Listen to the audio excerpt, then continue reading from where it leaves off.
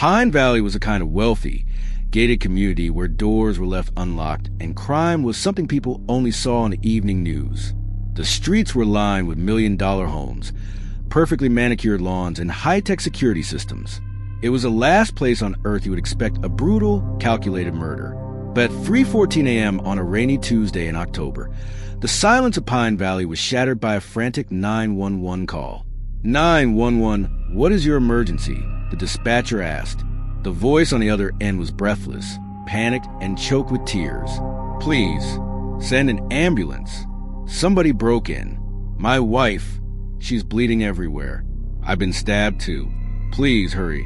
The caller was 38-year-old David Miller, a highly successful software engineer. His wife, Clara Miller, was a well-known local architect. By all outward appearances, they were the perfect couple. But when police and paramedics arrived at their sprawling estate just 6 minutes after the call, they found a scene that looked like it was pulled straight out of a horror movie. The massive oak front door was wide open. Inside, the grand foyer was covered in blood. David was found slumped against the staircase, clutching his shoulder, which was bleeding heavily from a deep knife wound. But it was Clara who had taken the worst of it. She was found in the living room, unresponsive, having suffered multiple fatal stab wounds. She was pronounced dead at the scene. David, fighting through the pain, gave his statement to the lead investigator, Detective Michael Vance. David claimed that he and Clara were asleep upstairs when they heard glass breaking on the first floor. David went down to investigate and was suddenly ambushed in the dark by a man wearing a black ski mask.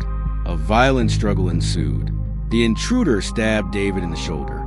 Hearing the commotion, Clara ran downstairs to help her husband, but the intruder overpowered her, stabbing her multiple times before fleeing out the front door into the rainy night.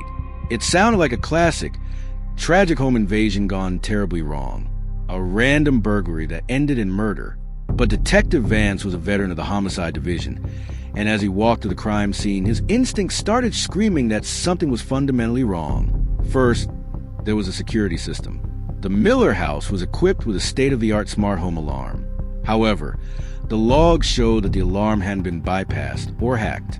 It had been turned off using the master PIN code at exactly 2:45 a.m., just 20 minutes before the 911 call. A random burglar wouldn't know the master PIN. Second, the point of entry. David claimed he heard glass breaking. The police did find a broken window in the kitchen, but the shattered glass was found entirely on the outside of the house, on the patio. If someone had broken the window from the outside to get in, the glass should have fallen inside onto the kitchen floor. The window had been broken from the inside out, and then there was the blood. Forensics teams noticed that while there was a massive amount of blood in the foyer and living room, there were absolutely no bloody footprints leading out the front door. The intruder had supposedly just brutally stabbed 2 people and run out into the rain, yet he didn't leave a single drop of blood or a muddy footprint on the pristine white porch steps. Detective Vance realized very quickly that they weren't looking for a phantom intruder who disappeared into the night. They were looking at a staged crime scene, and the only person who survived the attack was the man who called 911. Within 48 hours, David Miller went from being a grieving widower to the prime suspect in his wife's murder. The police began digging into the couple's supposedly perfect life, and it didn't take long for the shiny surface to crack. Financial records revealed that David's software company was secretly on the verge of bankruptcy. He owed millions to investors. But more importantly, the police discovered a life insurance policy on Clara Miller, a policy that had been updated just 3 months prior, with a payout of $5 million in the event of her accidental death or murder. David was the sole beneficiary. The motive was clear. The staged crime scene was obvious. The police believed David had turned off the alarm, broken the window from the inside, murdered his wife, and then stabbed himself in the shoulder to make it look like he was a victim. It was the oldest story in the true crime playbook. The greedy husband kills his wife for the insurance money. Detective Vance prepared the arrest warrant. The case seemed closed. But they were about to discover that this was not a simple domestic homicide. This was a puzzle with layers of deception so deep, it would leave the entire police department in shock. Just as Detective Vance was preparing to arrest David Miller, a crucial piece of evidence fell into their laps. A neighbor living 2 houses down from the Millers had a Tesla parked in their driveway. Tesla vehicles are equipped with a Sentry mode, which uses a car's exterior cameras to record any suspicious movement nearby. The police reviewed the footage from the night of the murder. At 3:10 a.m., just 4 minutes before David's 911 call, the Tesla's camera captured a dark sedan speeding away from the direction of the Miller house, driving recklessly through the rain. The camera managed to capture a partial view of the license plate. The police ran the plate. It didn't belong to David. It didn't belong to a random burglar. It belonged to a man named Marcus Thorne. Marcus Thorne was a 32-year-old fitness instructor. But more importantly, he was Clara Miller's secret lover. Investigators raided Marcus's apartment. Marcus wasn't there, but what they found blew the case wide open. Hidden in a floorboard was a burner phone and a notebook. The notebook contained detailed layouts of the Miller house, including the location of security cameras and, shockingly, the master PIN code for the alarm system. The burner phone contained hundreds of encrypted messages between Marcus and Clara. The messages revealed a dark and twisted reality. Clara wasn't just having an affair. She was actively plotting to leave David, but she knew about his impending bankruptcy, and she knew a divorce would leave her with nothing. The text revealed a chilling conspiracy. Clara and Marcus had planned to stage a home invasion. The plan was for Marcus to break into the house, murder David in his sleep, and make it look like a burglary gone wrong. Clara would play the traumatized surviving wife, inherit David's remaining assets, and collect a massive life insurance policy that she had secretly taken out on him. The narrative had completely flipped. David wasn't the mastermind. He was the intended victim. Clara and her lover had plotted to kill him. But if that was the plan, why was Clara the one who ended up dead? And where was Marcus Thorne? The police launched a massive manhunt for Marcus. 2 days later, they found him. His dark sedan was discovered parked at the bottom of a steep ravine, deep in the local national forest. Marcus was inside, dead. He had been shot twice in the chest. The police were utterly confused. The crime scene at the ravine showed no signs of a struggle. Marcus had been ambushed. But by who? Detective Vance sat in his office, staring at the evidence board. Nothing was making sense. Clara and Marcus planned to kill David, but Clara was stabbed to death in her own home, and Marcus was shot dead in a forest miles away. And David, the intended victim, was the only one left alive, sitting in a hospital bed with a self-proclaimed defense wound. Vance reviewed the timeline again. If Marcus went to the house to kill David, why was the kitchen window broken from the inside? If Marcus was the intruder in the ski mask, how did David overpower him, kill Clara, and then manage to shoot Marcus in a forest all at the same time? The detectives brought David in for a second interrogation. They confronted him with the evidence of his wife's affair and her plot to kill him. David acted shocked. He cried, claiming he had no idea his wife hated him that much. He stuck to his original story. A masked man broke in, a fight happened, and his wife was killed. But Detective Vance wasn't buying it. He noticed a slight, almost imperceptible smirk on David's face when they told him Marcus was dead. David was too calm. He was too composed. Vance realized that they were looking at the evidence exactly the way someone wanted them to look at it. The staged broken window, the perfect 911 call, the convenient discovery of the lover. It was all too theatrical. The detectives decided to dig deeper into David's background. As a software engineer, David specialized in home automation and cybersecurity. They obtained a warrant to confiscate every electronic device in the Miller house. Laptops, routers, hard drives, and even the smart refrigerator. They handed the devices over to the cybercrimes unit. It took a week of deep data mining, but an eagle-eyed tech analyst finally found a thread that would unravel the entire perfect murder.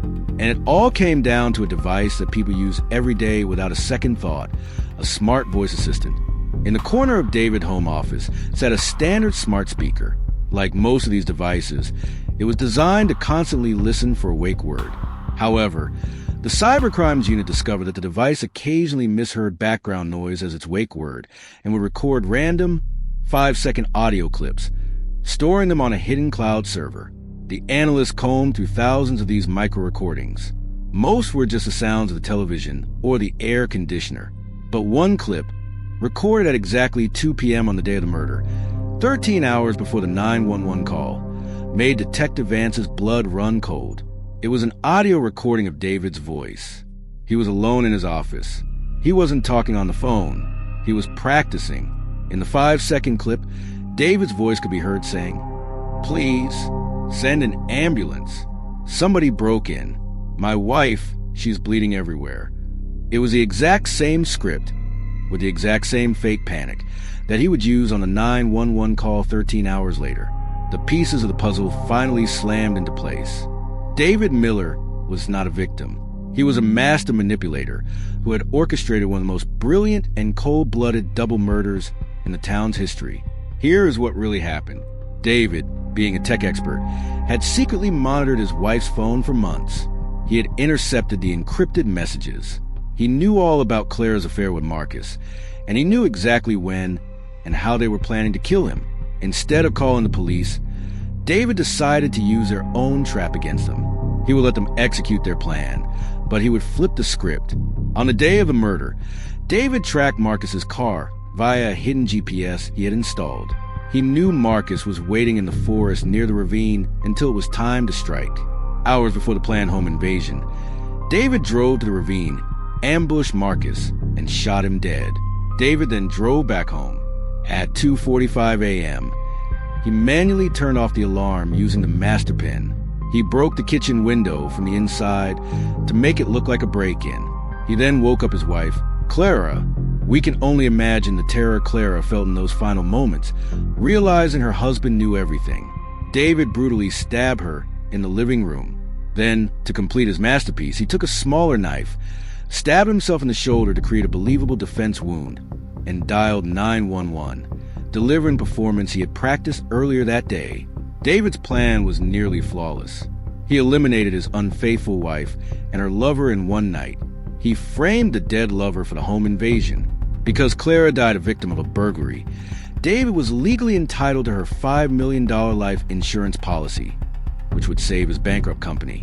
He had created the perfect alibi by making himself a victim. He accounted for the cameras, the alarm logs, and the police profiling. He was the smartest man in the room, but he was defeated by a random glitch in a $50 plastic smart speaker sitting on his desk. When confronted with the audio recording in the interrogation room, David's calm, grieving facade completely collapsed. The smirk vanished, replaced by a pale, hollow stare. He knew he was caught. He had no explanation for why he was practicing his wife's murder 13 hours before it happened. David Miller was charged with 2 counts of first-degree murder.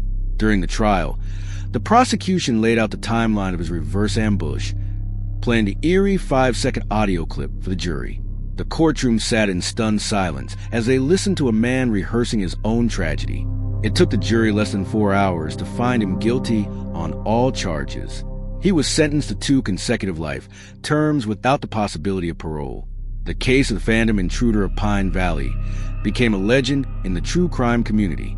It serves as a terrifying reminder of how deeply deception can run behind the closed doors of a perfect marriage. Clara and Marcus thought they were the predators, setting a trap for an unsuspecting victim. But they didn't realize that the victim had been watching them all along, quietly building a much darker, much deadlier trap of his own. In the end, David Miller thought he had committed the perfect crime. But in the modern world, someone or something is always listening.